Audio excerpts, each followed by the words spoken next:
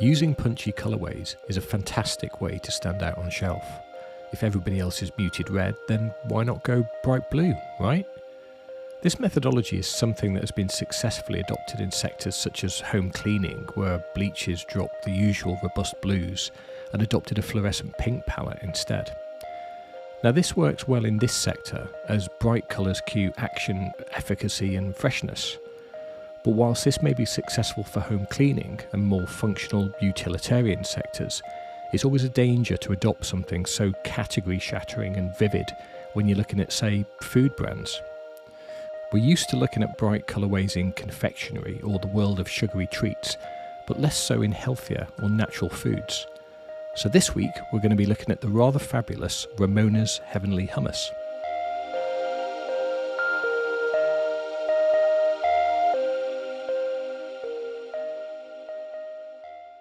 It's important that foods convey great taste, safe to eat and considered.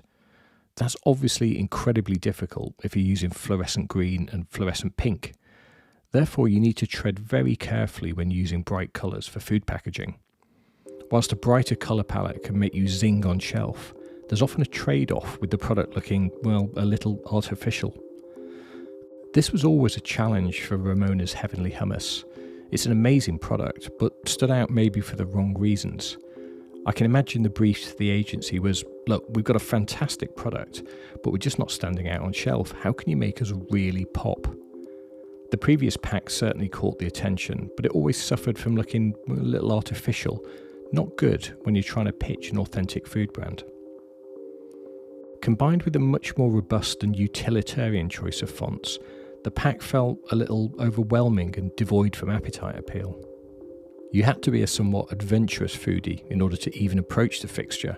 The pack looked more like something you clean the kitchen sink with rather than eat.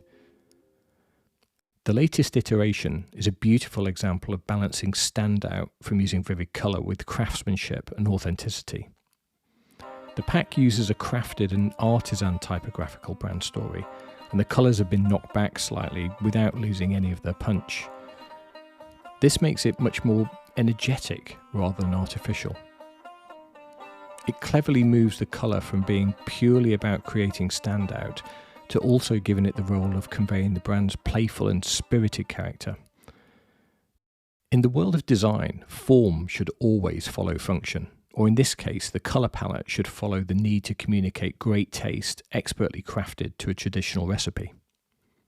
Using bright colourways is an aspect that can have a profound impact on brand perception, product visibility and consumer engagement.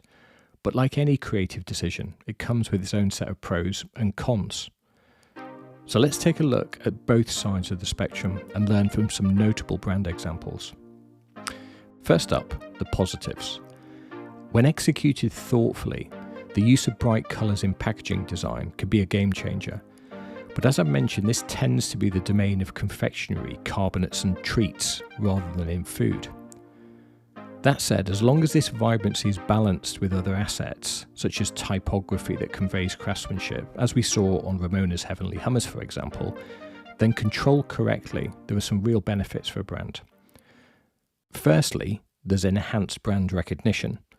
Bright colours have the power to make a brand instantly recognisable. Think about iconic brands like Uncle Ben's, DiCecco pasta or Weetabix even. These all utilise big, bold, vibrant colours. And these hues create an immediate visual association, increasing brand recall and establishing a strong presence. Interestingly, these all stay on the side of foodiness rather than artificiality. Secondly, is standing out from the crowd. In today's crowded marketplace, differentiating your product is crucial. Bright colours can help your packaging grab attention amidst the sea of monotony, and bold colours act as beacons, inviting consumers to explore what lies within. But as I've mentioned, whilst this might work for confectionery, caution should always be applied when using this in the world of food. The third point is emotional appeal. Colours evoke emotions, and vibrant hues often bring joy, excitement and enthusiasm. Using bright colours in packaging can create positive associations, making consumers feel uplifted and connected to your brand. So those are the positives. Next up, let's look at some drawbacks. We must tread carefully when embracing the world of vibrant packaging colours. Here's a couple of potential downsides that you should consider. Firstly, brand misalignment. Now, whilst bright colours can be attention-grabbing, they must align with your brand's essence and target audience.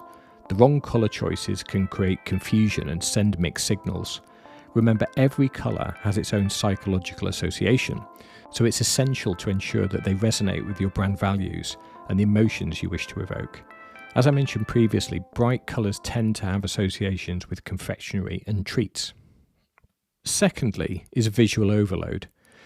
Bright colours, when used excessively or without balance, can overwhelm the consumer and make your packaging appear chaotic or cheap.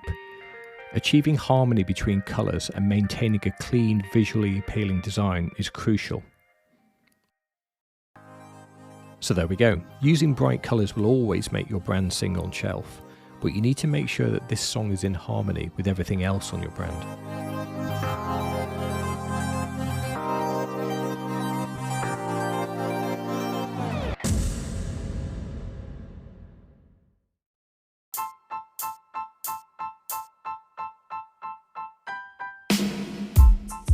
Well, that's it. That's a wrap, as they say. I hope you found it informative.